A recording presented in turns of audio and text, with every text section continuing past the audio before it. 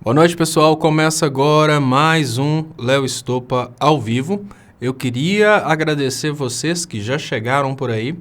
Hoje eu estou mais perdido que cego em tiroteio e ainda mais perdido que o Bolsonaro na presidência. Isso porque eu fiquei fazendo trabalho até agora e agora que eu percebi que eu não liguei meu monitor, não tenho aqui o YouTube para saber quantas pessoas estão assistindo, mas eu vou convidando vocês para compartilharem para a gente aumentar o alcance. Enquanto vocês compartilham para a gente aumentar o alcance, eu já vou aqui conseguindo resolver as coisas que eu esqueci de colocar logo do início.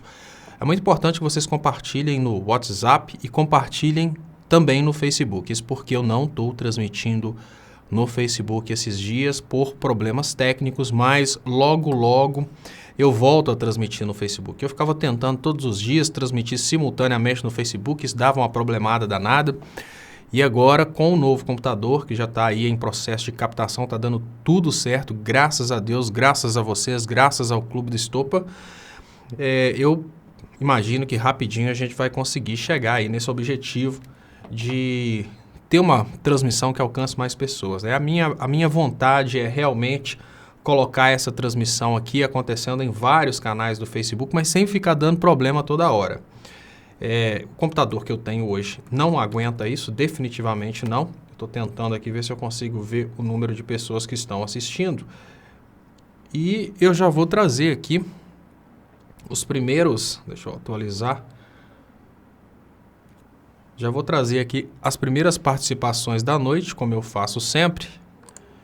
Que primeiro aqui está a Rosângela Neves, que manda boa noite, família, boa noite para essa grande família que se encontra aqui todos os dias nesse programa.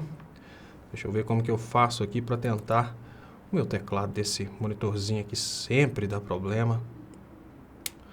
Ver como que eu faço aqui para tentar acompanhar aqui. Chocoprint BR, boa noite, Léo, boa noite, Chocoprint BR. Muito obrigado pela participação de vocês. Clicério Almeida diz que Facão venha participar do grupo WhatsApp Clube Estopa Oficial 85996037020. Clicério, depois da live. Gente, eu vou jogar mais uma bomba aqui em cima do Clicério. Clicério é uma pessoa que tem ajudado muito e como eu faço várias atividades e o bicho realmente está pegando, né? Além de fazer o programa Léo ao Quadrado, além de fazer os vídeos durante o dia e além de fazer essa live, eu estudo, faço trabalhos, eu estou tomando um couro danado com trabalho escolar.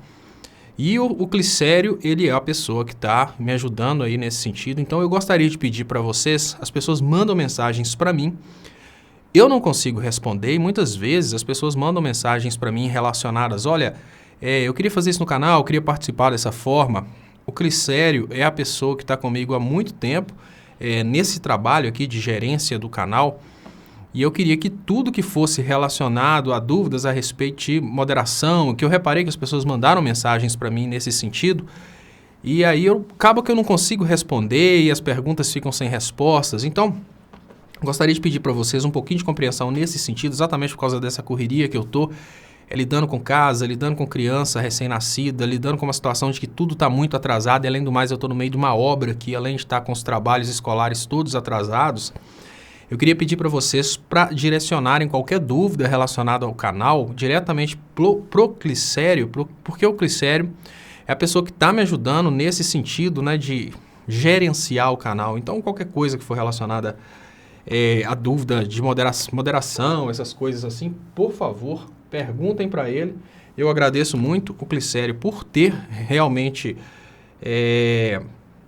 se disposto a me ajudar nesse sentido, né, nessa gerência do canal. Isso é uma coisa que está me ajudando demais, mas eu esqueci de falar com as pessoas sobre esse detalhe. Então, muito obrigado pelos compartilhamentos. Agora eu já consigo ver aqui quase 800 pessoas assistindo ao vivo. Hoje é um dia muito interessante, porque hoje é um dia não interessante no sentido que é uma coisa boa a diplomação do Bolsonaro, mas é o dia que a gente percebe um tiro que saiu pela culatra. E olha, vou falar com vocês com toda a sinceridade, mas toda a sinceridade do mundo. Nas eleições de 2018, todos aqueles que conspiraram contra a esquerda saíram derrotados. É muito difícil perceber isso, mas eu vou mostrar para vocês como que todas as elites, todos aqueles que conspiraram contra a esquerda e principalmente o Bolsonaro, todos eles saíram com prejuízos dessas eleições. Muita gente imaginava que, olha, Bolsonaro saiu vitorioso. Não, Bolsonaro saiu muito derrotado dessas eleições.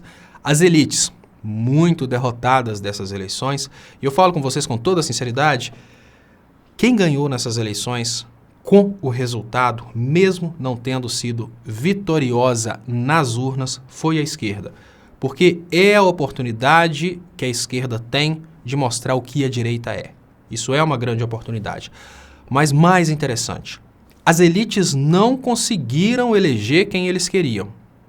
Eles não conseguiram o orgulho de eleger um Alckmin médico formado numa escola de rico com um diploma de nível superior, conquistado em muitos anos de universidade, toda uma história de playboy. Não, eles não conseguiram isso.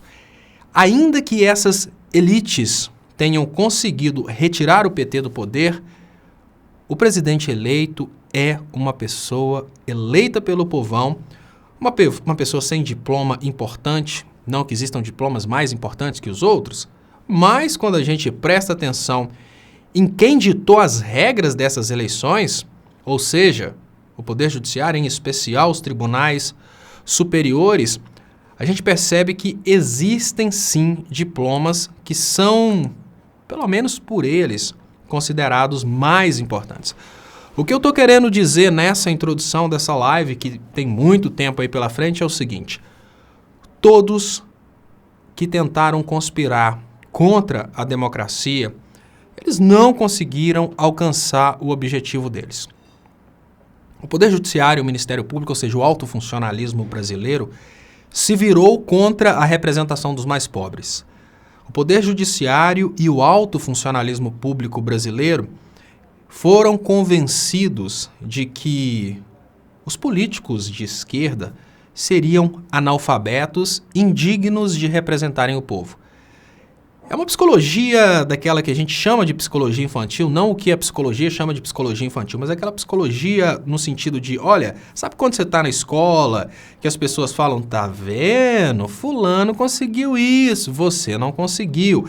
O Aécio Neves e sua equipe de comunicadores, que talvez nem sabiam que estavam fazendo dessa forma, eles fizeram isso de uma forma muito interessante e é uma coisa fascinante como pessoas que a gente considera de alto nível, a gente está falando do Ministério Público, a gente está falando do Poder Judiciário, como que essas pessoas foram conduzidas com estratégias de comunicação que são as mesmas estratégias utilizadas para convencer as crianças a fazerem as coisas. O Poder Judiciário brasileiro nunca foi imparcial, mas ele também nunca foi perseguidor ideológico. A polícia brasileira nunca foi imparcial, mas ela nunca foi perseguidora ideológica. O Ministério Público nunca foi imparcial, mas ele nunca foi perseguidor ideológico. Nos últimos anos, a gente teve uma campanha de marketing contra a esquerda. Essa campanha soube trabalhar muito bem as várias camadas sociais que existem no Brasil. Para convencer a população de que o PT seria o partido mais corrupto do Brasil, essa campanha de publicidade jogou com o sonho de todo brasileiro. Todo mundo sabe muito bem porque o Lula foi condenado. Todo mundo sabe o valor de um triplex porque a casa própria é o sonho de todo mundo. Um triplex pode valer uma casa na favela para aquela pessoa muito humilde que mora na favela. Um triplex pode valer um apartamento classe média para aquele cara que sempre sonhou em comprar um apartamento classe média. Um triplex tem o valor que qualquer brasileiro consegue atribuir a ele, porque a casa própria é o sonho do brasileiro. O triplex foi escolhido agora e no passado com outro presidente popular exatamente porque brincar com o sonho do brasileiro, ou seja, o sonho da casa própria, é uma coisa que funciona muito bem, causa muita revolta, porque todo mundo consegue se ver materializado naquela denúncia. O presidente Lula foi condenado pela propriedade ilegal de um imóvel. Quase todo brasileiro no Brasil é condenado ao aluguel porque ele não tem condições de comprar um imóvel. Essa foi a estratégia de campanha. Se você procurar todos os brasileiros que estão revoltados com o ex-presidente Lula por causa do caso do triplex e perguntar para esses brasileiros Quantos triplex poderiam ser comprados com o dinheiro que foi encontrado na casa do Gedel? Eu garanto para você que 99% dos brasileiros não saberia falar nem com uma aproximação de margem de erro de 500%. Quase todos os brasileiros revoltados com o Lula ser dono do triplex não têm noção de quanto o PSDB tem na Suíça. Isso porque, estrategicamente falando, foi feita uma jogada de marketing. Vamos dimensionar as acusações contra o Lula a partir de coisas que a população conhece muito bem. O caso do triplex foi escolhido a dedo e logo na sequência escolheram a dedo o caso do sítio. São imóveis, são coisas que qualquer um consegue entender. Se você perguntar para o eleitor do Bolsonaro, 99% do eleitorado do Bolsonaro não vai saber que com R$1.200.000 você compra um triplex. Não, o dinheiro que foi encontrado no banco, na conta do motorista da família Bolsonaro, compra um triplex do Guarujá. Mas o eleitor do Bolsonaro não sabe disso. Porque não foi dimensionado, vocês entenderam? Uma coisa é você denunciar alguém por um bem que todo mundo conhece. Outra coisa é você criar denúncias abstratas com valores astronômicos que a maioria da população humilde não tem a mínima condição de perceber. Mas esse ataque midiático que criou nas massas uma percepção de que o PT seria o partido mais corrupto da humanidade, ele trabalhou também o ego das pessoas do Poder Judiciário e das pessoas do Ministério Público. Se vocês perceberem, vocês vão ver que uma das coisas mais repetidas durante toda a campanha, que começou em 2013, foi que os políticos do PT seriam tecnicamente incapazes.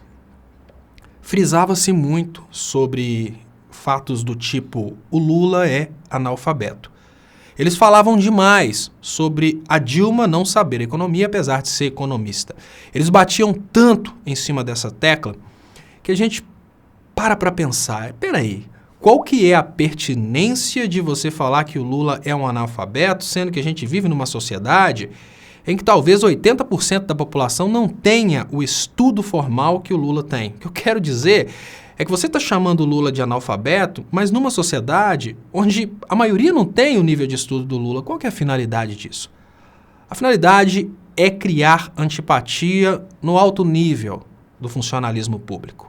Foi estratégico também. Da mesma forma que para comunicar com as massas, eles dimensionavam através de imóveis, a brincadeirinha utilizada para conversar com o alto nível do funcionalismo público era essa. Olha, você já parou para pensar que o presidente da República, sim, o Lula, ele não tem um diploma de curso superior? Olha, doutor juiz, olha, doutor promotor, quantos anos você teve que estudar para chegar nesse cargo seu? O Lula não estudou nada.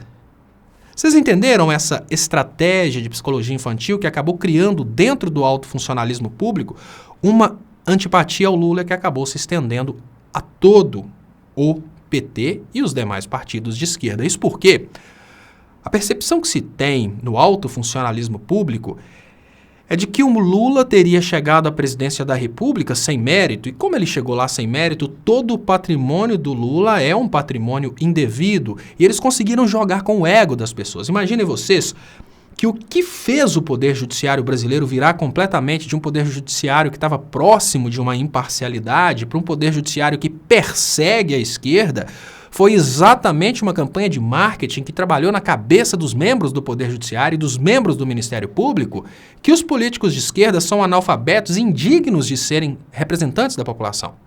Então, toda hora que um MBL buzinava na cabeça dos promotores, dos juízes, que olha, Lula é dono de tantos milhões, tantos bilhões, tantos trilhões, Ferrari de ouro, Friboi, Lulinha.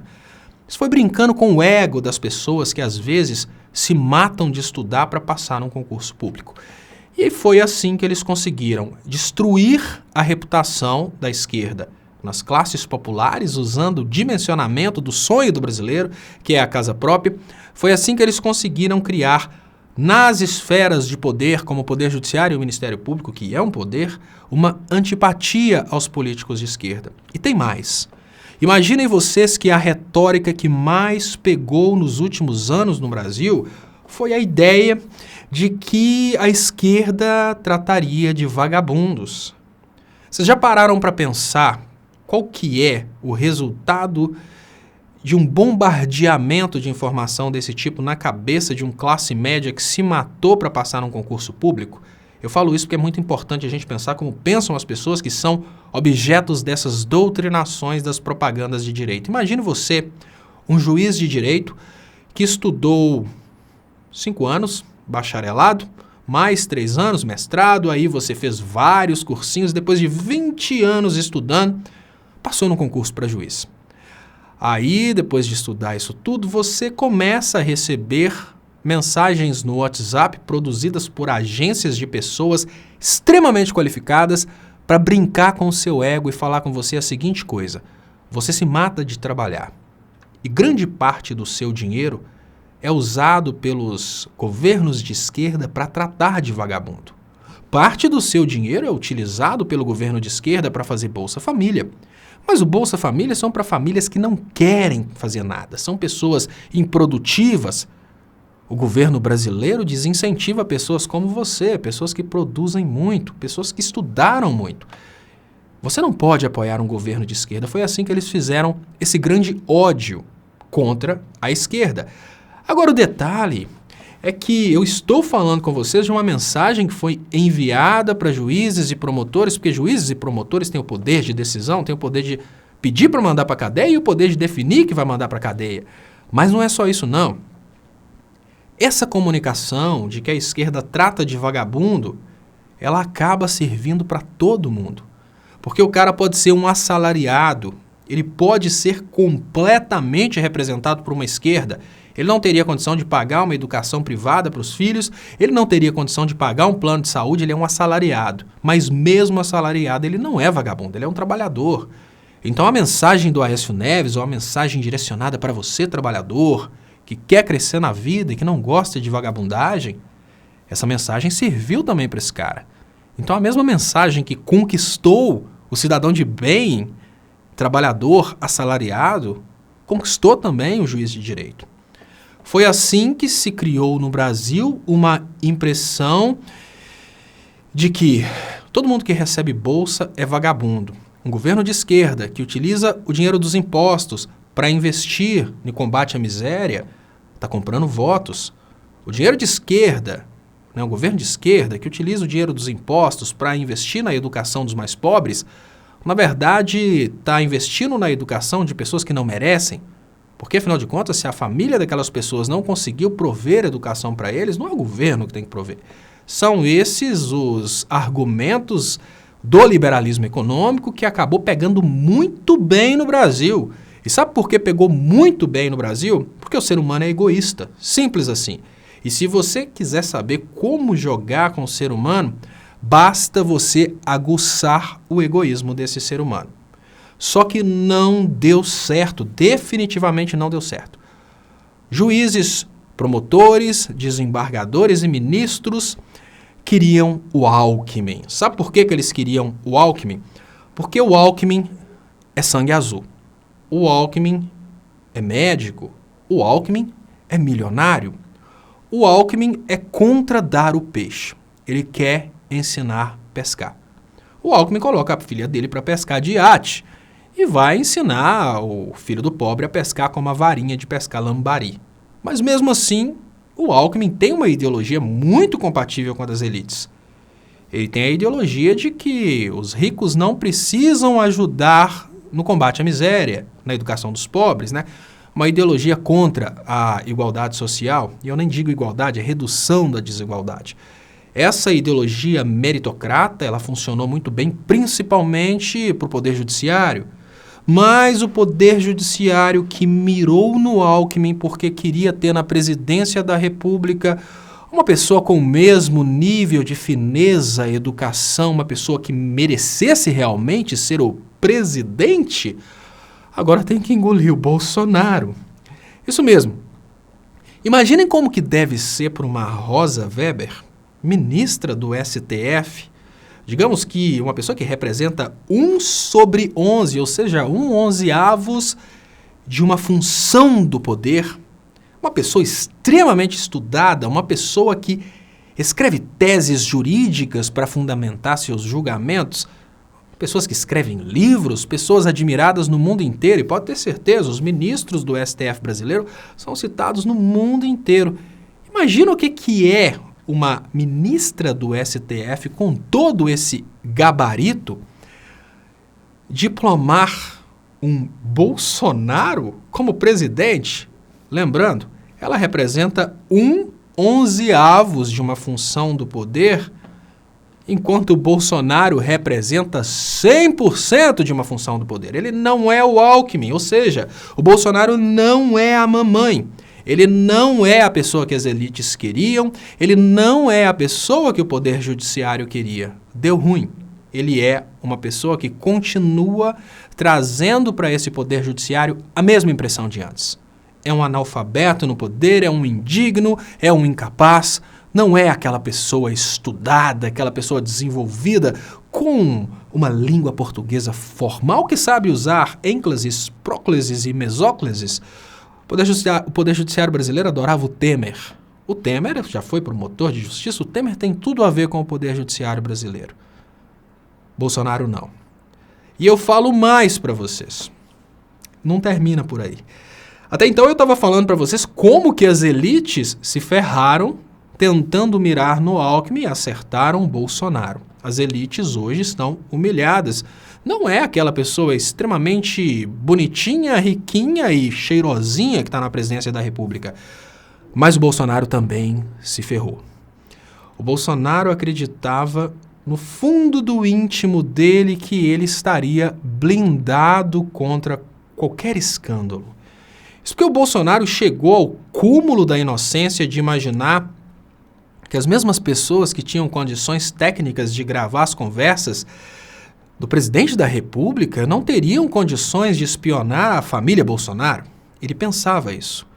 O detalhe é que enquanto Bolsonaro era simplesmente um parlamentar, as elites faziam dossiês, e os dossiês são os estoques de possíveis denúncias. Quando chega agora no escândalo do Bolsogate, o Bolsonaro descobre que ele não é blindado. O Bolsonaro descobre que tudo o que ele fez de errado durante toda a sua vida política pode estar bem guardado nas mãos de um grande chantagista. E então o Bolsonaro, que na semana passada se posicionou contra medidas impopulares como a reforma da Previdência, esse Bolsonaro que prometeu mais empregos, qualidade de vida, prometeu inclusive 13º no Bolsa Família, né? Esse mesmo Bolsonaro agora, ele se encontra numa situação bem diferente. Ele se encontra naquela situação que pode ser resumida do... é melhor já ir se acostumando. Bolsonaro descobriu que a mesma imprensa que estava do lado dele quando o assunto era perseguir o PT, agora não está do lado dele mais, porque a imprensa é oposição ao presidente. Como oposição ao presidente, a imprensa ganha dinheiro do presidente. Então a imprensa que antes adorava o Bolsonaro metendo o pau na Dilma, agora adora meter o pau no Bolsonaro. E esse Bolsonaro que achou que chegaria à presidência da República com extremo apoio popular, porque ninguém pode chamá-lo de corrupto, afinal de contas ele se achava o espertalhão e imaginava mesmo que ninguém nunca descobriria nada contra ele, agora se vê numa situação de queda de popularidade, isso porque o Bolsogate humilhou muitos bolsominions. Ele se vê numa situação em que tem a esposa numa coleira, podendo ser presa a qualquer momento. Basta as elites quererem. Ele se vê numa situação em que a chapa Bolsonaro pode ser caçada porque as eleições foram fraudadas, queira você eleitor do Bolsonaro ou não, e como as eleições foram fraudadas, obviamente a chapa pode ser caçada.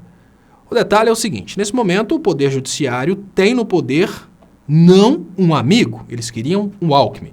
Mas o Bolsonaro acaba cumprindo uma função interessante. O Bolsonaro não é amigo das elites nem do Poder Judiciário, mas ele é inimigo do inimigo. O Bolsonaro não serve às elites como o Alckmin serviria. Mas o Bolsonaro serviu para uma coisa muito importante.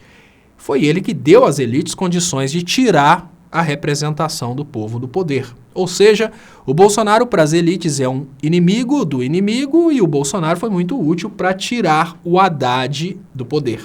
Tirando o PT do poder, Bolsonaro conseguiu fazer com que as elites ficassem felizes. Mas o Bolsonaro ele tentou, vamos admitir, ele tentou conciliar os interesses das elites com os interesses da população. Segundo o Bolsonaro, aquele modelo de reforma da Previdência seria uma atrocidade contra os velhinhos. A resposta veio imediatamente. Na hora que o Bolsonaro deu o primeiro passo como um presidente que seria talvez um conciliador, um pouquinho para o povo, um pouquinho para as elites, ele tomou a sua primeira pancada de venha ver como as coisas funcionam. Foi aí que veio o Bolsogate. Não imaginem vocês que o Bolsogate era algo desconhecido. Claro que não. Não vamos ser inocentes. O Bolsogate, assim como vários escândalos da família Bolsonaro, fazem parte de um dossiê que está nas mãos das elites exatamente para mostrar para o Bolsonaro como que ele é vulnerável. O Bolsonaro, agora diplomado presidente da República, ele tem todos os processos anteriores à diplomação pausados. A escolha do Bolsogate foi muito inteligente. Ela coloca a família Bolsonaro toda na forca. O Bolsonaro não pode ser processado, mas ele pode cair por causa de um escândalo que pode ser impulsionado na sociedade brasileira. Mas vocês já pararam para pensar como que deve ser desagradável para o Bolsonaro imaginar que ele não pode ser processado, mas a esposa dele pode ir presa? O filho dele pode perder o mandato e ser preso. A coisa tá feia. E eu falo com vocês com toda a sinceridade. As elites perderam, o Bolsonaro perdeu. O Bolsonaro perdeu por quê? A família Bolsonaro, que já mamava nas tetas do parlamento brasileiro há muitos anos, porém não incomodava, decidiu ir além. Ela decidiu tentar se tornar uma monarquia brasileira. A família Bolsonaro podia ter continuado recebendo as propinas através dos motoristas, recebendo malas de dinheiro, lista de furnas, enriquecimento incompatível com a renda, ninguém ia reclamar disso. Era só ter continuado de boa. Chegava lá nas votações do parlamento, votava a favor das elites, as elites ficariam felizes, nada aconteceria com ele. Bolsonaro quis ir além. Bolsonaro quis ser presidente e foi aí que o Bolsonaro errou. Quando ele tentou ser presidente, ele menosprezou as instituições de investigação brasileira. Ele achou mesmo que porque ninguém nunca tinha falado nada a respeito das falcatruas, ele poderia gritar, me chama de corrupto e ia ficar por isso mesmo. Ele se achou intocável. Porém, a mesma imprensa, que não perderia tempo com um parlamentar, afinal de contas, esse parlamentar poderia se tornar o presidente, usou o dossiê no momento que o parlamentar efetivamente se tornou presidente. Hoje, a imprensa, o poder judiciário, as elites têm o presidente da República na forca. Pode prender a mulher, pode prender o filho, pode derrubar. Vocês acham mesmo que sobra pelo menos um pouquinho para o Bolsonaro fazer pelo povo? Claro que não. Não sobra absolutamente nada do governo Bolsonaro para o povo. A diferença básica é que a Dilma aceitou o impeachment para não se render às chantagens do parlamento brasileiro, em especial do Eduardo Cunha. O Bolsonaro não pode pular fora. Nesse momento, os eleitores do Bolsonaro pensariam, não, ele é muito honesto. Inclusive, se você pesquisar no Google qual que é o político mais honesto do mundo, vai estar lá Bolsonaro. Não, o Bolsonaro não pode pular fora, porque o chantagista não quer a renúncia do Bolsonaro. O chantagista quer a obediência. Vocês lembram do que aconteceu com o Temer? Vocês acham mesmo que o Temer queria ficar na presidência esse tempo todo? Não.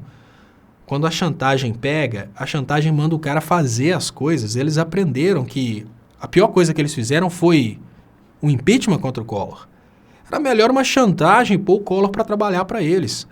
Tirar o Bolsonaro agora pode colocar um Mourão que não tem Bolsogates para se expor. Então, o Bolsonaro, nesse momento, ele tem duas escapatórias. Ou aceita as ordens da elite ou morre. E o povo só tem uma escapatória: ser governado de acordo com os interesses das elites. Pode ter certeza que elite não precisa de 13º, elite não precisa de férias, elite não precisa de previdência pública. Isso é o governo das elites. Aí tem mais uma coisa.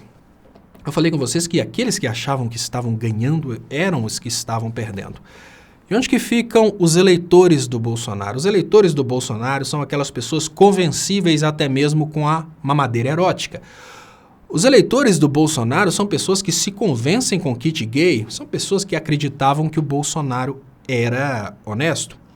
Com toda sinceridade, no modelo liberal em que o patrão pode negociar livremente com seus empregados, quais serão as regras do jogo? Em qual posição que vocês acham que estarão os eleitores do Bolsonaro? Obviamente, tomando uma ferrada nas negociações com o patrão. E tem mais. Vocês já pararam para pensar em como vão ficar os dízimos das igrejas evangélicas se elas recebiam o proporcional ao salário dos fiéis? Será que aqueles fiéis vão continuar pagando o mesmo tanto para os pastores, se eles agora vão ganhar menos? O Bolsonaro paga, o eleitor do Bolsonaro paga e as elites pagam por esse desrespeito que aconteceu nos últimos tempos na democracia brasileira. Deixa eu agradecer o Edson José Hanauer pelo superchat. Muito obrigado, Edson José Hanauer. O superchat que é muito importante para o crescimento dos canais. Marta Leandro, muito obrigado. Marta manda um Lula livre. Muito obrigado, Marta. Deixa eu liberar o bate-papo. Deixa eu agradecer muito vocês pelos compartilhamentos. É muito importante compartilhar para a gente aumentar o alcance. E eu agradeço aqui que nós estamos chegando aqui a 1.900 pessoas assistindo ao vivo. Marizeta Muniz manda um BH presente. Muito obrigado pela presença, muito obrigado pela audiência. Quem puder compartilhar aí. Fala o Cláudio Celos. Motoristas estão entrando em greve, todos reivindicando um salário de 100 mil por mês. Né? Eu já mandei um currículo para a família Bolsonaro também, que eu sei dirigir. Mani Conceição, dos eleitores da esquerda, da Dilma, que tiveram o voto roubado por esses bandidos, como eu e você, que votamos, lutamos por Haddad nessas eleições fraudadas, por eles queríamos Lula. E os calhordas, os calhordas queriam o Alckmin. Né? Não está escrito aí não, mas eu vou complementar. Então, gente, olha, com toda sinceridade, a esquerda não perdeu nessas eleições. Além do mais, porque agora serão escândalos atrás de escândalos, vergonhas atrás de vergonhas. E eu sou franco com vocês, as esquerdas não perderam. Isso porque só é possível uma pessoa ter falta da luz no momento que ela está na escuridão. Só é possível para essa nova geração, e uma nova geração até de velhos, né, que acabou esquecendo o que era antigamente. Só é possível para esse povo de agora perceber a importância de um governo nacionalista na hora que o entreguismo começa. Então, gente, chegamos ao ponto de termos dentro do Brasil funcionários públicos, eleitores do Bolsonaro. Então, hoje a gente precisa desse processo de pedagogia e eu falo com vocês, não se deprimam. Filiem-se ao PDD, que é o Partido do Deboche.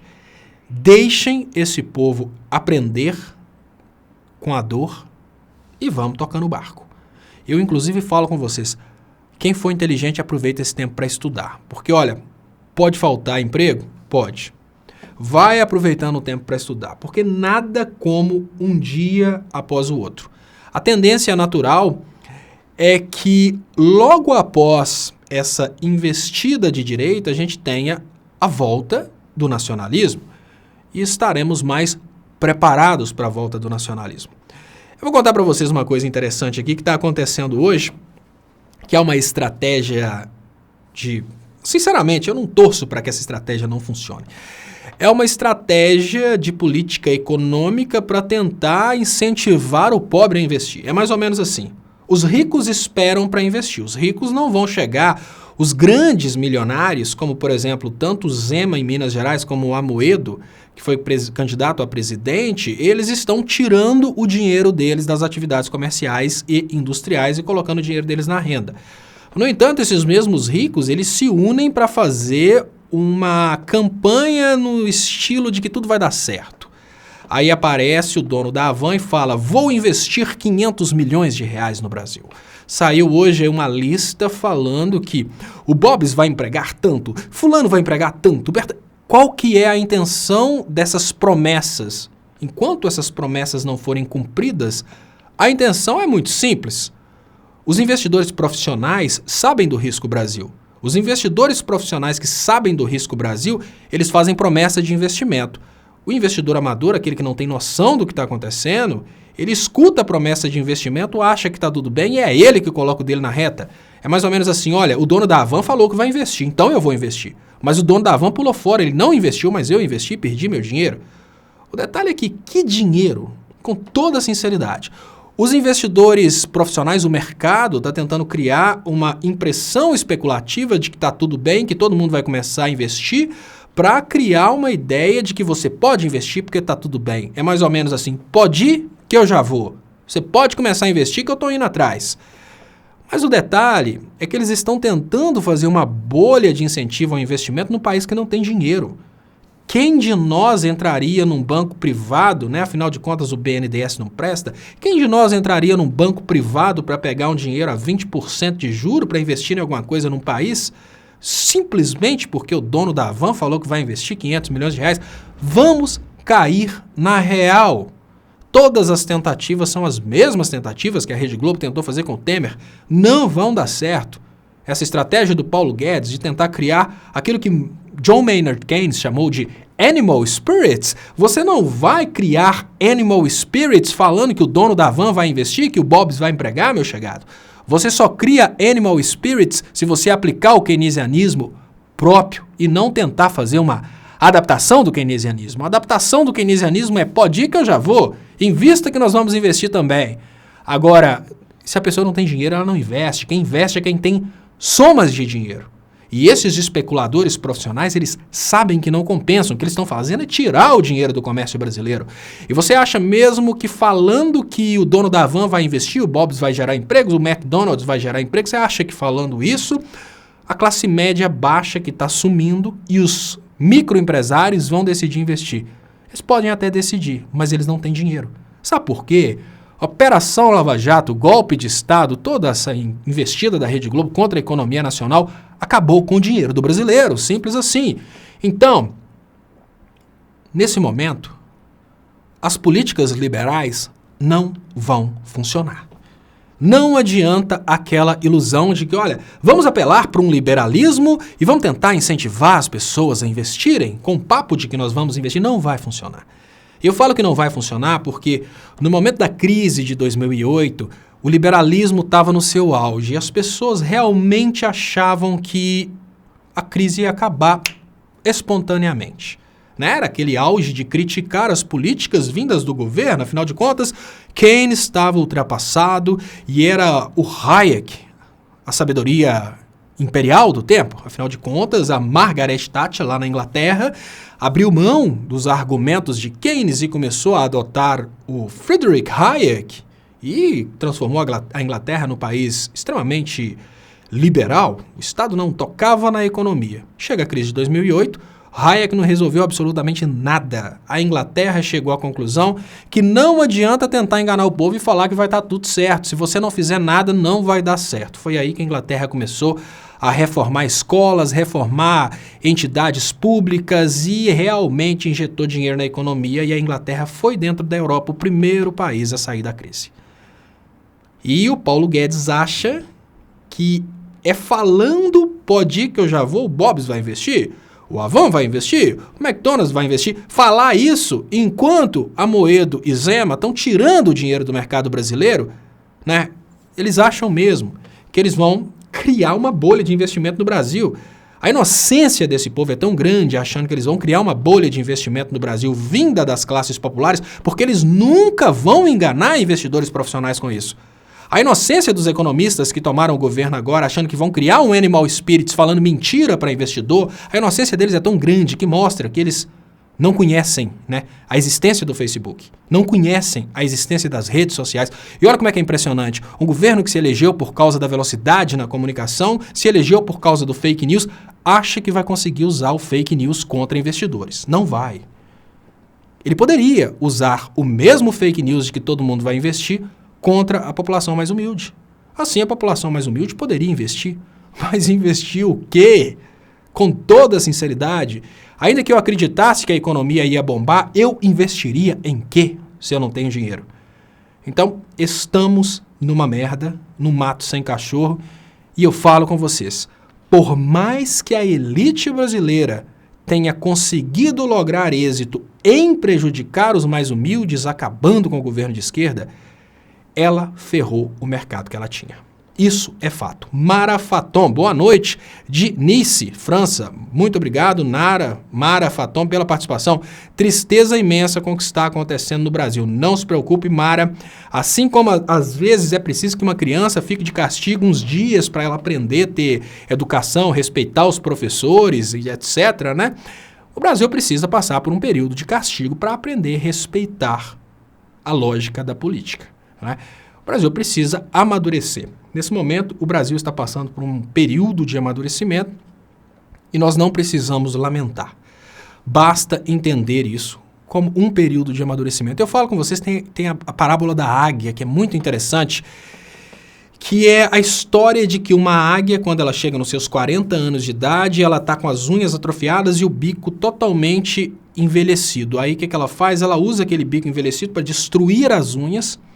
Ela passa por uma dor horrível, obviamente, ela quebra aquelas unhas, depois ela pega aquele bico todo quebrado, todo envelhecido e quebra na pedra. Aí ela fica lá agonizando vários dias para que as unhas nasçam novamente, aquele bico nasça novamente. Se ela não fizesse isso, ela morreria com 40 anos, no entanto, ela vive mais 40 anos depois disso. O Brasil está passando por um processo de regeneração que é muito importante. Nós temos hoje jovens gritando Ustra Vive. Nós temos hoje jovens que gritam Bolsonaro presidente. Eu não sei se eles ainda têm coragem de falar isso. Mas eles gritam isso porque eles se compatibilizam com o moralismo bolsonariano. O moralismo bolsonariano já acabou. Então são 4 anos de vergonha para esses jovens. Então não sofram. Eles que têm para sofrer. Não somos nós. A gente tem que lamentar o que o Brasil está passando, mas a gente precisa comemorar que a pedagogia está vindo e está vindo com chibatadas fortíssimas. E eu falo com vocês, quem vai tomar chibatada nesse Brasil liberal são exatamente os mais pobres e principalmente aquele pastor que sonhava comprar jatinho, aquele pastor que sonhava virar um Edir Macedo um dia. Ele não vai virar Edir Macedo. Edir Macedo fechou direto com o presidente. Esse pastor recebeu ordens de cima e agora tem que sofrer. Muito obrigado, Jana Nunes. Muito obrigado, Salomão Cavalcante. Eu também sou fã de Keynes. Sem Estado, não tem mercado, né? Se você não policiar uma... É a mesma coisa de você imaginar que você vai plantar uma planta e deixar aí que vai dar tudo certo. Não, é exatamente cuidar da planta que faz aquela planta ter mais frutos, né? Eu penso isso também. Toninho 6522 Júnior, diplomação do Bolsonaro começou oficialmente a farra dos lunáticos, né? Olha, Toninho, eu não sei quem que é esse personagem que você colocou aí, mas esse personagem... Não tem 2 olhos. Se não tivesse 2 olhos, me lembrava o Shigora do He-Man. Mas o Shigora tinha um olho só. Muito obrigado pelo superchat, pela participação. Deixa eu ver aqui. Muito obrigado, pessoal, pelos compartilhamentos. É muito importante vocês ajudarem a compartilhar para a gente aumentar o alcance. É muito importante quem não tiver ainda inscrito no canal, que se inscreva. E quem puder convidar pessoas para participarem do canal é muito importante para a gente conseguir aumentar o alcance dessas transmissões. Hoje eu não consigo transmitir no Facebook, então quem puder compartilhar no Facebook, compartilhe, por favor. Nós estamos com uma campanha, eu vou conseguir um computador mais poderoso para fazer essas transmissões e daqui uns dias eu começo a transmitir em vários canais de Facebook também. Muito obrigado, Rafa QMC, pela contribuição, pelo superchat, muito obrigado. Superchat muito importante para o crescimento dos canais.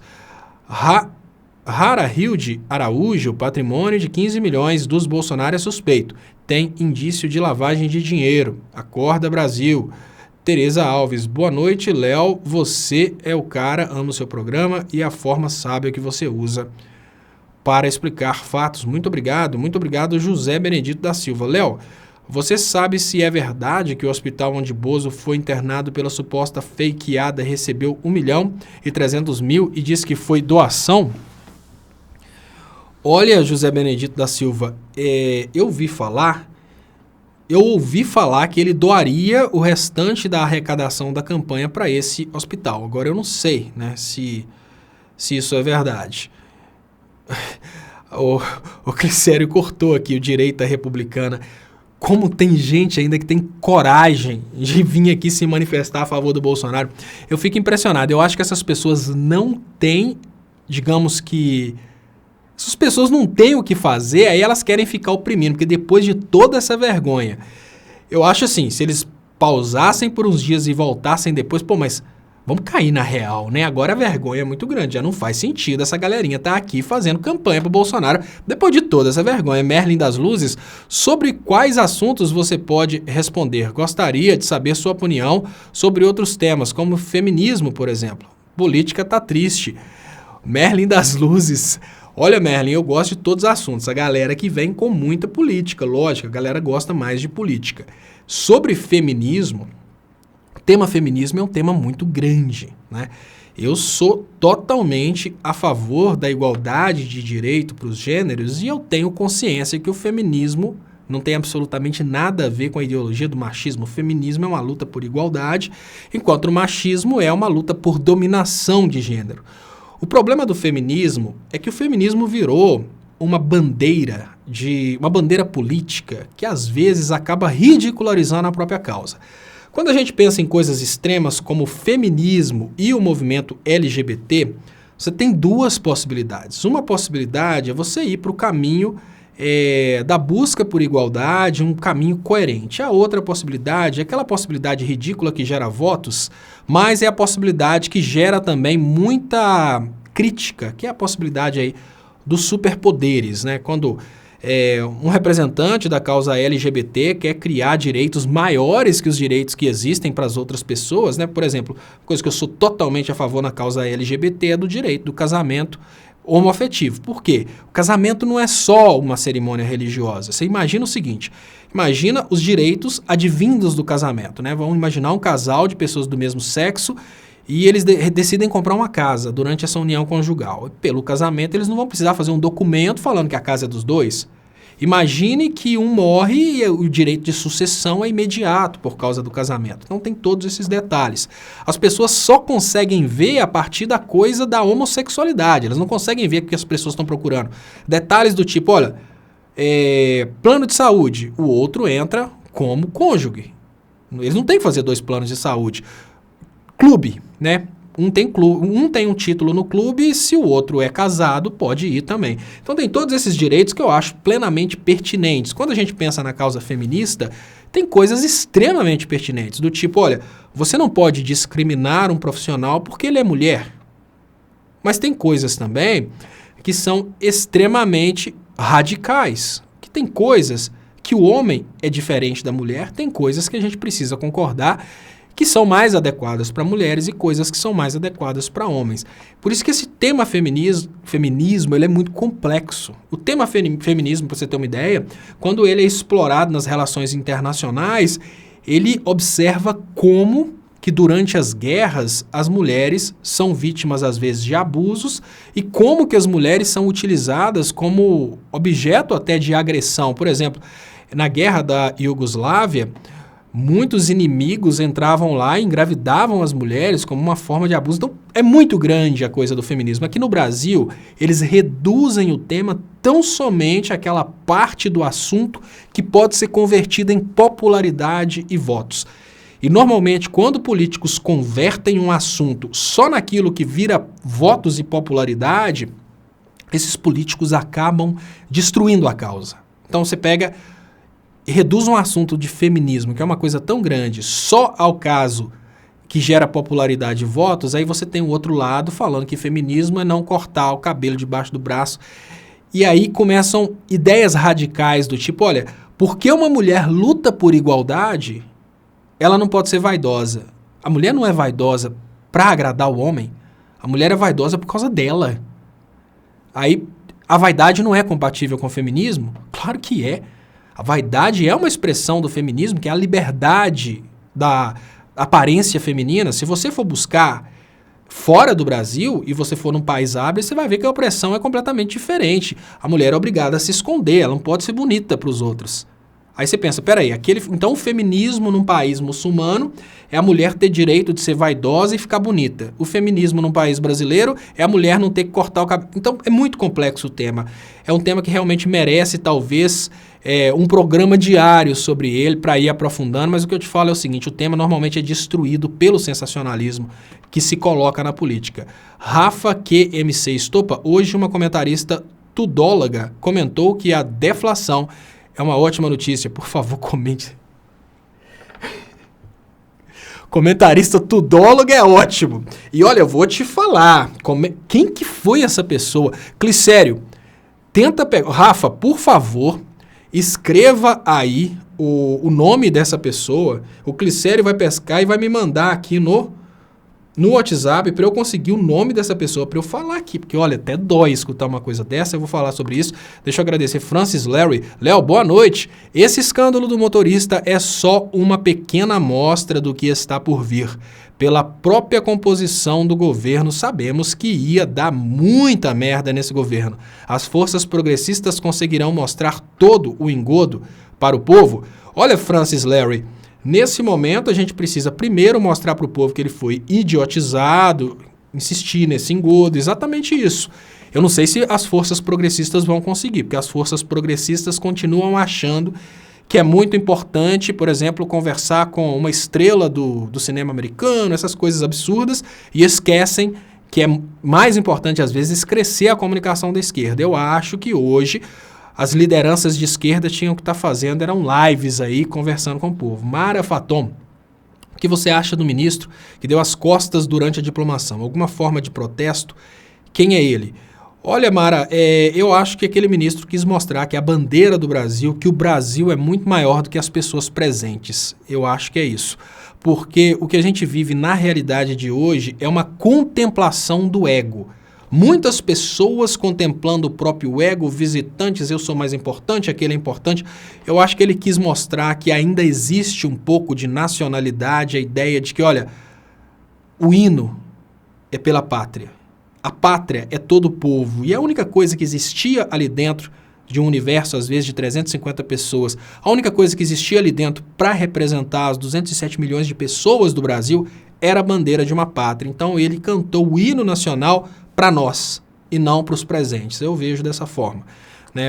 Isso mostra que se você pega todo aquele conjunto de pessoas lá dentro, vou explicar para vocês como é que é fácil fazer uma conta, de ver quantas pessoas... Olha, eu vou fazer uma conta aqui para vocês terem noção do que é a consciência de nacionalismo no Brasil. Vamos começar. Eu vou dividir cadê aqui? Vou dividir dividido por 350. Aí a gente tem o tamanho do nacionalismo brasileiro. Isso responde estatisticamente qual que é o tamanho do nacionalismo brasileiro, com toda sinceridade. Porque aquelas pessoas estavam tão preocupadas com elas lá dentro e esqueceram que, na verdade, aquele evento é um evento para toda a nação.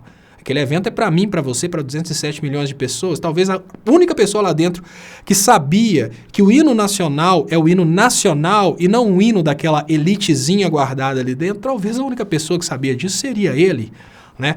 Mas venhamos e convenhamos. O Brasil, de uma elite egocêntrica e egoísta, não deve nem lembrar que aquela música é o hino nacional. Talvez eles lembrem que aquela música é uma música tocada em evento. Talvez eles não saibam o significado daquilo. Eu perdi o COAF. Me desculpe, eu tinha colocado ali para ler depois. Eu vou tentar. Uma coisa que eu vou tentar fazer aqui agora. Vanderlei Pereira, muito obrigado, Vanderlei Pereira. Eu consegui recuperar pelo menos o nome. Vou ver se eu consigo buscar aqui. E olha, pessoal, muito obrigado pelos compartilhamentos. Eu queria lembrar vocês que vocês podem compartilhar para a gente aumentar o alcance. Muito obrigado mais uma vez, Francis Larry, pelo superchat, muito importante para o crescimento dos canais. E hoje eu agradeço de coração, porque hoje vocês ajudaram nos compartilhamentos, passamos de 2.000 pessoas e a intenção é aumentar muito, agora, principalmente agora que nós estamos vivendo um Brasil totalmente desmoralizado.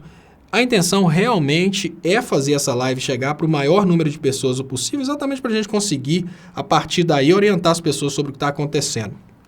Eu vou pedir desculpas para o Vanderlei, eu não consegui recuperar aqui, mas eu quero falar sobre aquele assunto. Eu acho muito interessante quando uma pessoa, um comentarista tudista, um economista de Facebook ou um economista austríaco faz uma coisa desse tipo, né? Muito obrigado, Francis. Deixa eu deixar rolando aqui os comentários enquanto eu falo sobre a questão da deflação. Eu adoro quando o comentarista tudista, eu adoro quando os economistas de Facebook falam sobre as vantagens da deflação. E para começar a falar sobre a deflação, eu vou falar com vocês com toda sinceridade. Qualquer lugar do mundo estuda na universidade, lógico, eu não estou falando daquilo que se ensina no MBL, nem daquilo que se ensina na economia do Facebook. Qualquer escola de economia do mundo entende a deflação como sendo o pior fenômeno econômico.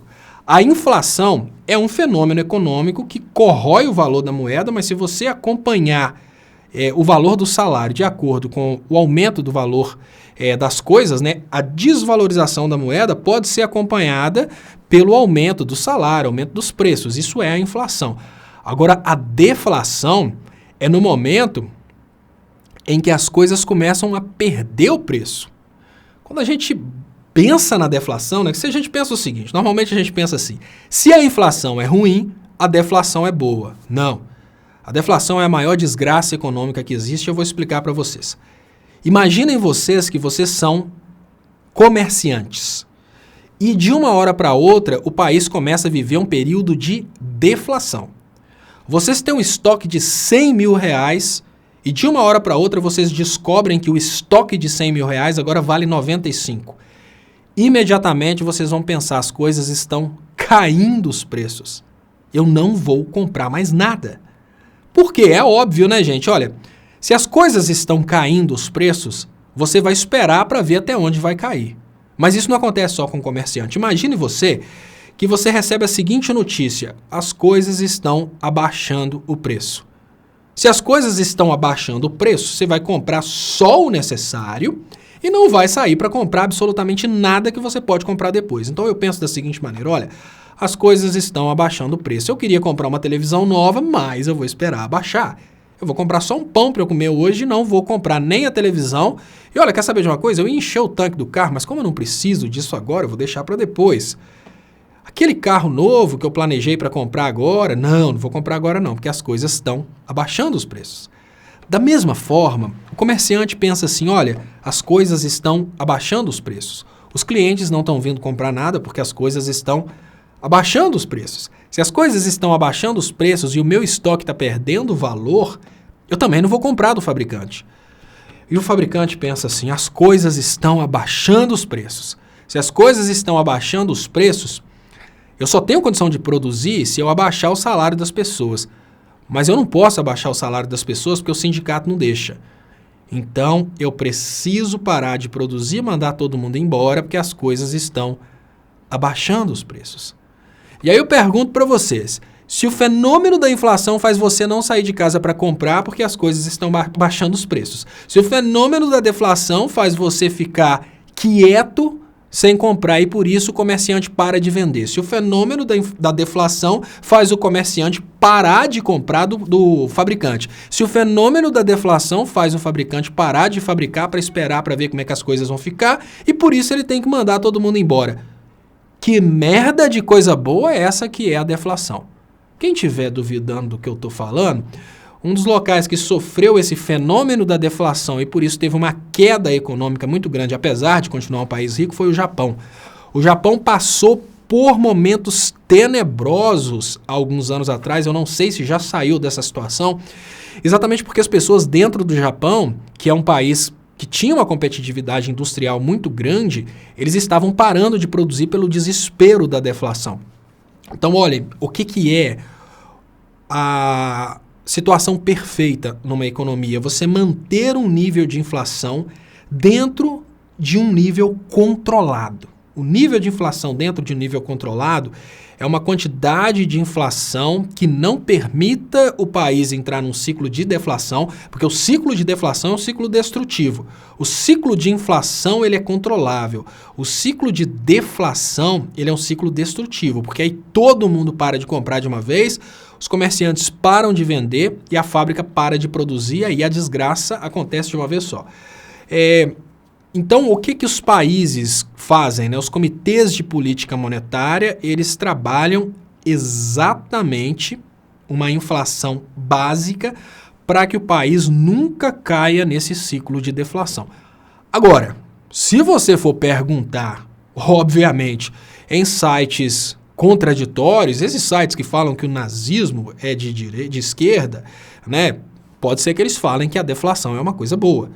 Mas eu, particularmente, eu não vou ficar aqui tentando bater de frente com as teorias trazidas pelos sites aí dessa loucura da direita. O mundo inteiro estuda a deflação dessa forma que eu falei com vocês. Eu aprendi isso na Universidade de Economia. Agora, se a tudista aí falou que, olha, vai ficar muito bom, né? Vai ficar muito bom o ciclo de deflação. Aí eu não sei. Olha, pessoal, deixa eu falar com vocês. Vocês não precisam preocupar-se com a COAF para participar da campanha do novo PC do Leonardo Stoppa. O que acontece? O PC que o Leonardo Stoppa tem hoje é um PC que não consegue trabalhar direitinho. Toda hora está travando. Eu antes tentava fazer no Facebook, não conseguia. A finalidade minha é conseguir um computador mais poderoso para eu conseguir expandir essa transmissão e conseguir transmitir em vários canais ao mesmo tempo, inclusive uns 5 Facebooks, como Dilma Resistente, o Facebook Leonardo Stoppa.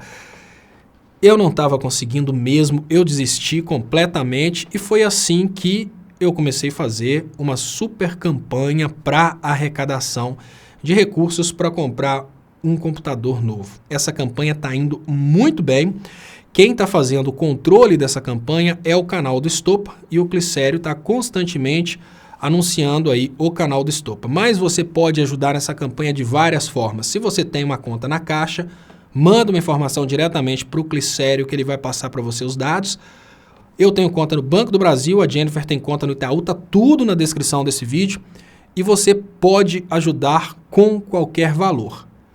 Só não aceito transferências de meio centavo, mas a partir de 1 centavo, qualquer coisa que você ajudar, ajuda. E ajuda muito, tá? Porque às vezes as pessoas pensam, olha, só posso dar R$5. Ajuda. Se todas as pessoas que estão aqui dessem R$5, a gente acabava de comprar o computador. Então eu falo com você, se você puder ajudar nessa campanha, por favor, envie qualquer valor para as contas que estão anunciadas na descrição desse vídeo. Entrem em contato com o Clicério, o número está também na descrição desse vídeo e passe o seu nome para o Clicério para a gente fazer a lista de agradecimentos, que assim que eu montar o computador eu quero começar a fazer os agradecimentos. Se você tiver uma condição maior de ajudar e puder ajudar comprando uma peça, tem uma tabela com as peças para serem compradas, é muito importante que você converse com o Clicério para o Clicério falar o que já foi comprado e o que falta para comprar. Mas você pode ajudar tanto comprando uma peça quanto fazendo um depósito. As outras peças que já foram compradas estão a caminho, porque elas não foram compradas em Belo Horizonte. Logo no início da campanha já chegaram essas 2 peças, outras peças já foram compradas e estão a caminho. Então, é basicamente uma campanha solidária para manter a capacidade desse canal aumentar o alcance.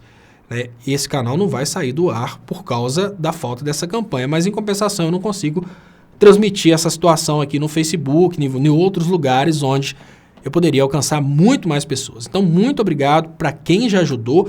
Eu estou recebendo as mensagens, estou guardando e vou agradecer no final, lógico, e pretendo já recebendo as peças aqui, já começar a montar o computador. Vou fazer até um videozinho de montando o computador do canal do Stoppa e agradecendo as pessoas.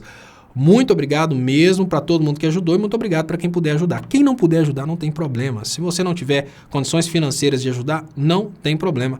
É muito fácil. É só você pedir uma pessoa que pode ajudar. Compartilhe, né? Então, pode ajudar com cartão de crédito, no PayPal, pode ajudar com conta bancária, pode ajudar de várias formas. Várias pessoas estão ajudando aqui por Superchat também. Regina Brasil, Caminhos da Vida. Sou de Juiz de Fora da fakeada. A mídia local publicou que a Santa Casa disse que ele iria doar 2 milhões em emendas e campanha voluntária de seus eleitores doaria 1,3 milhões. Uma entrevista para o jornal Se Aconteceu, Deus Sabe. Essa questão do Bolsonaro é uma questão que o que acontece hoje é o seguinte, gente, a esquerda está muito fragilizada, né? A esquerda está muito fraca e venhamos e convenhamos. É praticamente impossível a gente saber a verdade por detrás disso. E mesmo que a gente soubesse, a gente não poderia fazer nada. Lembrando, o Poder Judiciário, os órgãos que investigam, todos eles estão trabalhando hoje alinhados com a ideia de que o governo que representa a esquerda representa vagabundo. Então está bem difícil, né, qualquer tipo de notícia, né, esclarecedora vir sobre esse caso. Não consigo enviar superchat. Diz, parece que outro app está bloqueando o acesso ao Google. Ah, isso eu não sei. Eu não sei o que pode estar acontecendo, Lucas. Não faço nem ideia, porque eu não sei como é que funciona o mecanismo do YouTube. Mas se você quiser ajudar com cartão de crédito, você pode ajudar numa conta do PayPal. Mas a mecânica de funcionamento do Google eu não sei. Léo, a cigarra com raiva da formiga votou no inseticida. Todos morreram até o grilo, que se absteve do voto. Né? Mais ou menos isso mesmo. Né? Tipo, todos morreram. Tomara que a gente não morra. Eu acho que hoje estamos numa situação de... Vamos conseguir aí ver o que rola. Ana Maria fala, a esquerda é ótima. Cuba, Venezuela, Coreia do Norte. É o mesmo argumento que o Bolsonaro usou, né? Tipo assim, olha, a esquerda é ótima, aí ela traz exemplos de países... Olha, existe uma coincidência nesses países, todos eles são embargados pelos Estados Unidos. Você consegue trazer, Ana Maria, algum país que tenha governo de esquerda que não sofra embargo comercial? Tá aí um desafio interessante. Traz um país que seja governado por uma política de esquerda que não sofra embargo comercial. Que não sofra a proibição de fazer negócio com o resto do mundo. Por exemplo, Cuba sofre desde a crise dos mísseis uma proibição dos Estados Unidos de negociar com o resto do mundo. Ela não pode comprar dos bancos, ela não pode receber bancos americanos, enfim, ela tem uma proibição. A Venezuela tem restrição até de compra de produtos do resto do mundo, não é só bancos, não. A Coreia do Norte nem se fala, né? Direto e reto o cara falava em bombardear os Estados Unidos, os outros acham que é porque ele é doido. Não, porque os Estados Unidos impuseram essas restrições comerciais na Coreia do Norte. Agora, assim, você conseguiu me falar 3 países que são diretamente embargados pelos Estados Unidos. Você conseguiu me falar 3 vítimas dos Estados Unidos. Agora eu te faço um desafio. Me traga um país que é governado pela esquerda e que não sofra embargos comerciais dos Estados Unidos. Traz um.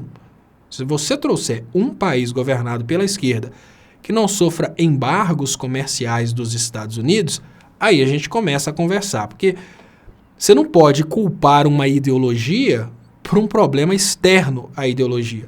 Você falar que aquela pessoa ali morreu porque ela é de esquerda. Não, ela morreu porque ela estava doente. Deixa de ser idiota. Né? Procura um pouco sobre esses países. Eu vou te fazer um desafio. Né? Normalmente, quando eu falo qualquer coisa com o eleitor do Bolsonaro, existe sempre aquela coisa do eleitor do Bolsonaro pensar que eu estou protegendo o comunismo. Então, eu gosto agora de abrir o Google e vou te ensinar como é que você vai fazer, tá? O que você vai procurar? Procura embargo americano. Tá vendo? Embargo americano. Na hora que você digitar embargo americano, aí aparecem aqui os embargos americanos. Aí você vai achar Cuba, você vai achar a Venezuela. Aí na hora que você clicar em qualquer um dos links, você vai conseguir entender como é que funciona o embargo dos Estados Unidos. Aí você vai entender que não é Cuba que não quer fazer negócio com o resto do mundo, É os Estados Unidos que impuseram para os outros países do mundo a seguinte regra: se você fizer negócios com Cuba, a gente não faz negócios com vocês. Aí eu te pergunto com toda sinceridade, se Cuba, que é uma pequena ilha, recebe dos Estados Unidos um embargo que o resto do mundo não pode fazer negócio com ela, vamos cair na real, né? Cuba está bem demais perto do tanto que ela é prejudicada. Aí faz assim, Ana Maria, o desafio, tá? Um desafio do grande. Pesquisa. Você não é obrigada a ser imbecil. Ninguém é obrigado a ser retardado. Procura, quando alguém contar uma história para você, procura sobre aquilo. Então, tá aí um desafio. Procure sobre o embargo, que quando eu falo é um comunista falando, né? Procura assim, embargo a Cuba, depois embargo a Venezuela, embargo à Coreia do Norte. Você vai ver que não é a ideologia dos países, é praticamente impossível que esses países tenham desenvolvimento dentro das condições que eles vivem no resto do mundo. São países proibidos de fazerem negócios com o resto do mundo. Proibidos por quem? Pelos Estados Unidos. Por quê? Porque se o modelo social deles der certo, pode servir de modelo para o resto do mundo. Então, os Estados Unidos, para garantirem para o mundo, para pessoas imbecis como você, de que aquele modelo lá não dá certo, eles embargam e falam: vamos levar esse povo à miséria para evitar que o resto do mundo adote essas políticas. Agora, eu não vejo essas pessoas que fazem essas críticas criticarem a China. Por que você não escreveu China na lista? Não, pergunta básica. Todo eleitor do Bolsonaro, seguidor do MBL, que fala socialismo, Venezuela, Cuba e Coreia do Norte, eu nunca vi um deles escrever China. Por quê? A China não vai sofrer embargo dos Estados Unidos, sabe por causa de quê? A China tem armas nucleares. Os Estados Unidos batem em quem é pequeno. Os Estados Unidos covardemente embargam é Venezuela, é Coreia do Norte, é Cuba. China não. China eles podem até fazer guerrinha comercial, mas não vão fazer esse embargo, porque se o resto do mundo for embargar a China, o resto do mundo leva ferro, a China é grande. Então pesquisa, Ana Maria, olha, ninguém paga para ser idiota. Quer dizer, ninguém é obrigado a pagar para ser idiota, você está pagando para ser idiota. Faz assim, pesquisa. Depois que você pesquisar, você vai entender e vai ter um esclarecimento do porquê que constantemente o MBL fala nesses países, não fala da China. Cláudia Silva, Léo, se o Lula sair da prisão, que movimentos e reações haveriam nos golpistas? O que você acha? Fico curiosa. Olha, se o Lula saísse da prisão, eu acho que o Sérgio Moro articularia uma forma de colocar ele na prisão correndo. Tipo assim, pelo processo do sítio, alguma coisa assim. Porque o Lula fora da prisão, ele é muito perigoso. Mas qual motivo levaria os ministros hoje a desafiarem esse sistema golpista e liberarem o Lula, né? Álvaro João Silva Guedes, estopa, a Coreia do Norte tem armas nucleares. Exatamente, é por isso que a Coreia do Norte fica batendo de frente com os Estados Unidos, porque a Coreia do Norte tem armas nucleares, e aí nessa questão da Coreia do Norte bater de frente com os Estados Unidos, a Coreia do Norte já conseguiu, inclusive, quebrar algumas barreiras do embargo. Por exemplo, a China não respeita mais o embargo imposto pelos Estados Unidos. A China faz negócio com a Coreia do Norte. O grande problema da Coreia do Norte é que para a Coreia do Norte efetivamente se desenvolver, ela tinha que participar de todo o mercado internacional. Então fica sempre naquela coisa que chama self-deterrence, que significa que, olha, porque os Estados Unidos não agridem a Coreia do Norte também não agride. Mas se a Coreia do Norte agredir os Estados Unidos, ela está totalmente aniquilada.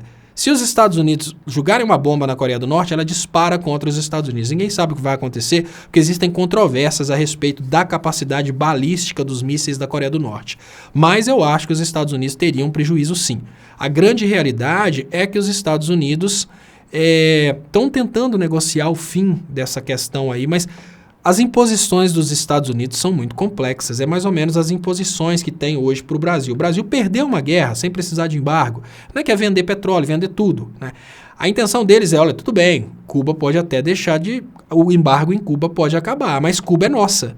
Tipo assim, os Estados Unidos só permitiriam esses países saírem do embargo se a Venezuela entregar o petróleo, se Cuba entregar toda a parte comercial para os Estados Unidos, se a Coreia do Norte permitir que os Estados Unidos sejam donos da parte comercial, ou seja, eles querem controlar o sistema financeiro desses países como eles já controlam no resto do mundo. Então, aí que eu não sei com toda sinceridade qual que é o prejuízo maior. Muito obrigado mais uma vez, Francis Lowry. Chico LV, essa é a minha contribuição para teu computador. Admiro muito o teu trabalho. É muito importante para o Brasil. Muito obrigado, Chico LV, pela contribuição. Vai ajudar demais.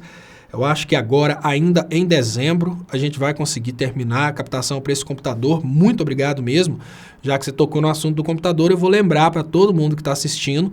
A campanha da compra do computador é uma campanha que não tem valor de doação. Você pode doar, só não pode doar meio centavo. Não tem jeito, tem que ser a partir de 1 centavo. Então, a partir de 1 centavo, você pode doar qualquer valor e não duvidem. Caiu outro dia uma doação de 1 centavo. Parece que a pessoa estava testando.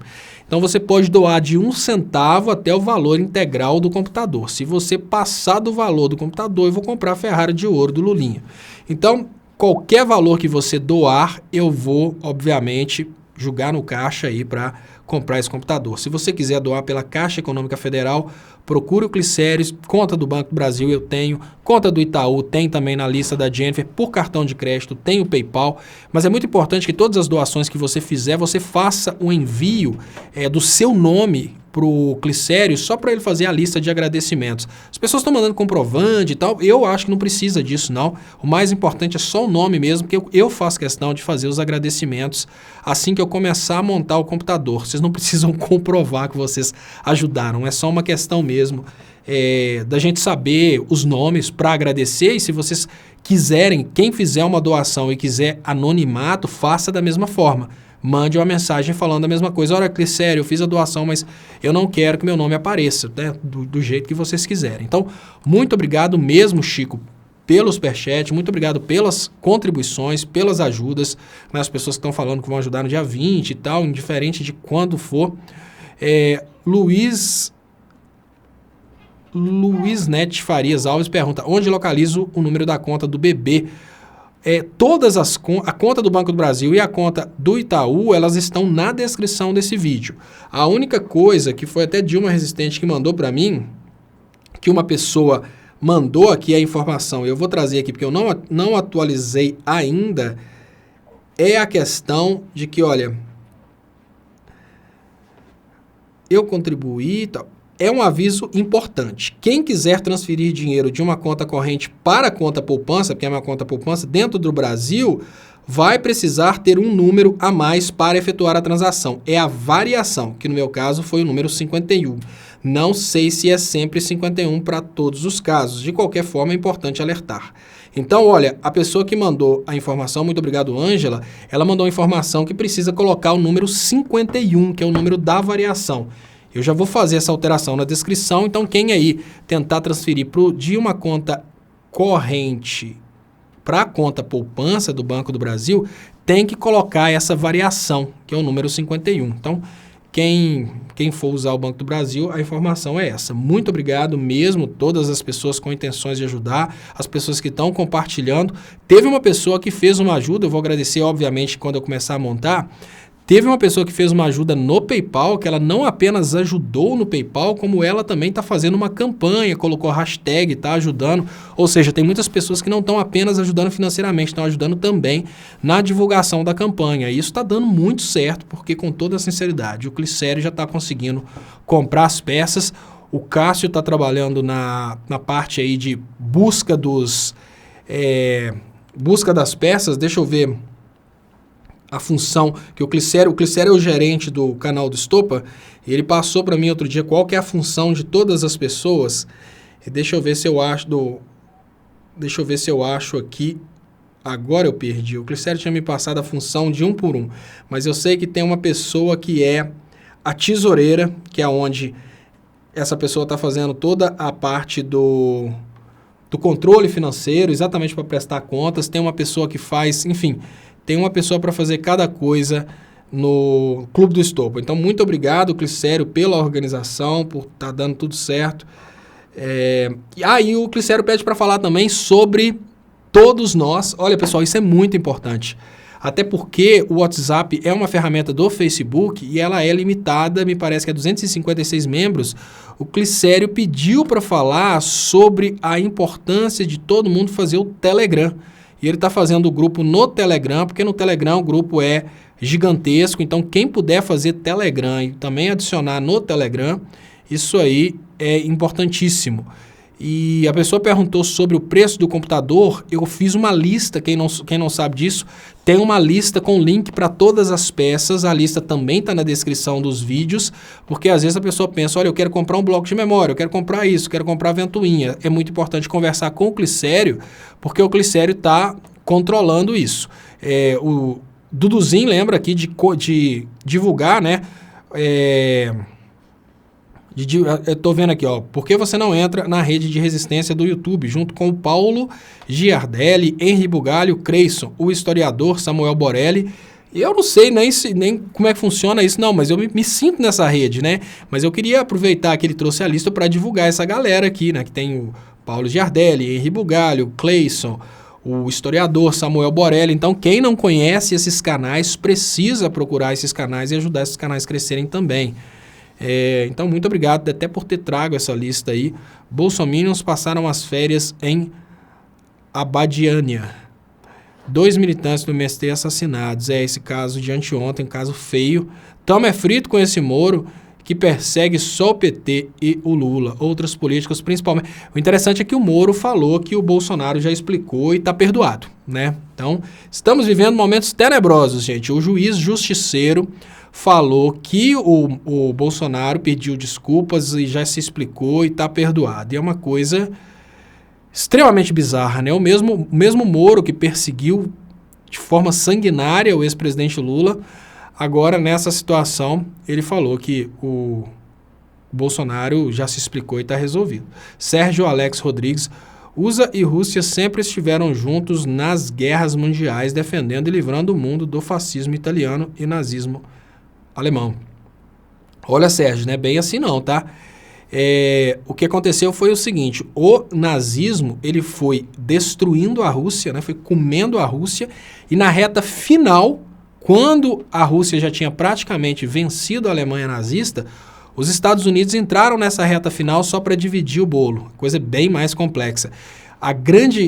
O grande problema após a Segunda Guerra Mundial entre a Rússia e os Estados Unidos, né, a Rússia que virou União Soviética e os Estados Unidos, foi porque os Estados Unidos prometeram ajudar contra a Alemanha durante toda a guerra, e eles deixaram a Rússia e os demais países sangrarem até a reta final.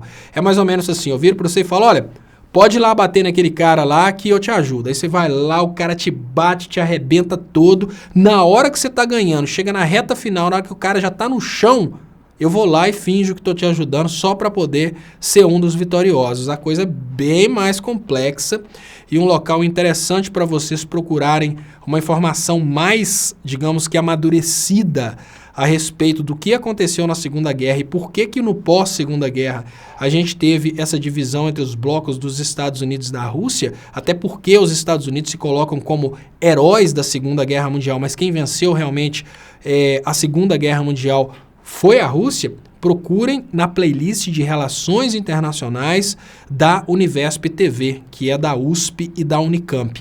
Elas são playlists interessantíssimas e vocês vão ficar impressionados de como os Estados Unidos sempre foram calculistas e cruéis. Vocês vão ficar impressionados. A própria guerra iniciou porque a Liga das Nações, que seria a ONU daquela época, ignorou o Hitler e deixou, já que o Hitler está invadindo Polônia, esses países aí, deixa invadir para lá. Dada Quixaibeira: Léo, vi você dando conselho para o Bolsonaro outro dia. Eu desejo a implosão desse governo, desejo que ele governe conforme seus ideais, para a elite mesmo. Assim o povo sentirá saudades e desejará os governos progressistas. Dada Quixabeira é a favor de chibatadas pesadas e chibatadas doloridas no lombo desse povo que elegeu o Bolsonaro presidente. Olha, Dada, eu tenho meu lado de compromisso com a sociedade, que é aquele lado daquele cara que quer um Brasil melhor, lógico. Mas eu vou te falar, e o Ray Lula Rousseff falou comigo para não falar com toda a sinceridade. Mas eu vou te falar, eu quero essa mesma coisa. Eu quero que o Bolsonaro senta a lambada no lombo desse eleitorado dele, porque é só assim que esse eleitorado dele vai aprender o que é bom para tosse, né? E agora eu queria agradecer muito vocês pelas participações, queria agradecer pelas contribuições, queria agradecer de coração a campanha que está acontecendo pela criação desse novo PC, né? Pela compra desse novo PC, tá rolando muito bem. E eu queria convidar vocês para compartilharem também a reprise, que eu vou colocar a reprise do programa aqui, mas é muito importante que vocês ajudem a compartilhar a reprise. Então, pessoal, muito obrigado pelas participações. Coloco agora a reprise e até mais tarde no programa Léo ao Quadrado na TV 247.